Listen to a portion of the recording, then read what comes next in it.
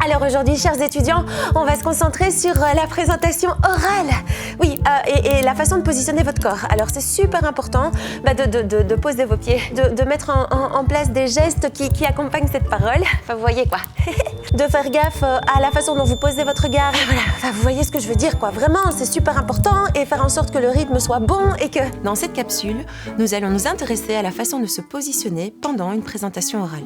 Franchement, je sais pas quoi faire de mes bras. Soit on est raide comme un piquet, soit on gesticule dans tous les sens. Au-delà de la gestuelle, nous allons revenir sur 4 éléments fondamentaux pour capter l'attention de votre auditoire. Tout à fait, il est important que la posture accompagne le discours. Nous vous présenterons l'ancrage, les gestes qui accompagnent la parole, la respiration et la distribution du regard. La clé sera votre entraînement lors de votre préparation. Ce terme ancrage est utilisé dans tous les sens. Mais concrètement, Régis, ça veut dire quoi ? Prendre conscience de la plante de ses pieds et s'assurer qu'il reste collé au sol. Oui, mais du coup, on n'a pas l'air d'un piquet ? L'astuce, c'est de faire l'algue. On n'est pas en cours de natation, c'est une présentation.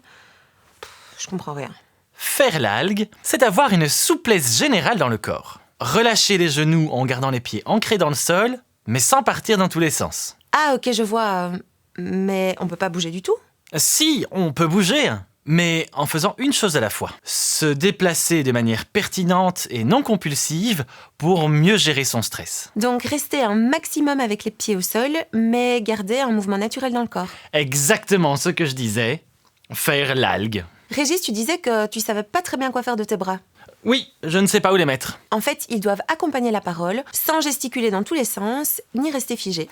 Ça veut dire quoi ? Eh bien, ils doivent être légèrement tendus avec une main principale qui guide le discours. Et Paul Mirabel y fait exprès ? Oui, c'est un sketch, mais pour avoir un impact dans votre discours, il est important que le corps soit engagé. Les gestes permettent de créer un lien avec le public. Comme le dirait Jacques Lecoq, les gestes sont la rigole des mots.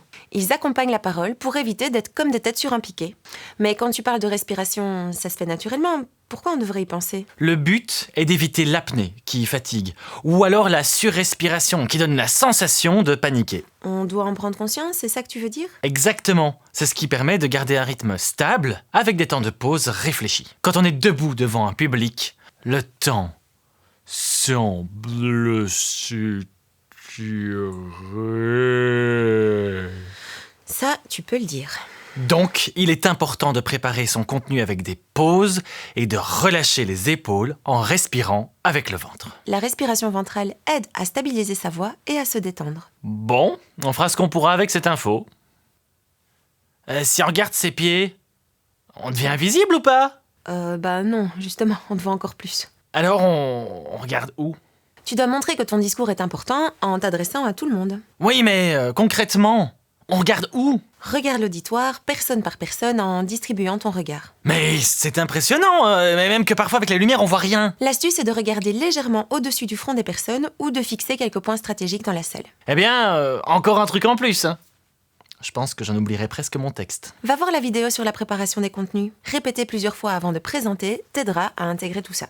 Alors Régis, la question de cette vidéo était de comment se positionner lors d'une prise de parole.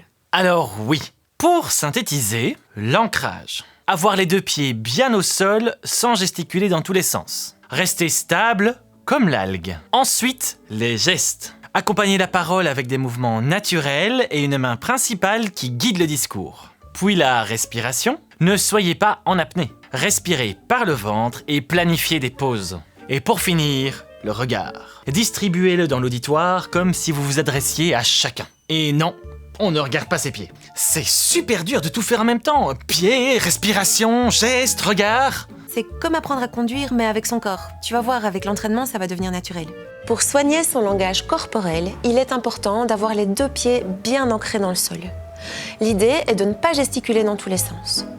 Les gestes accompagnent la parole, sont naturels et une main principale guide le discours. Au niveau de la respiration, celle-ci doit venir du ventre et être posée.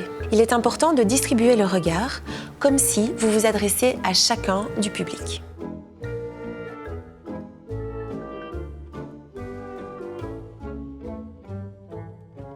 L'astuce, c'est de faire l'algue.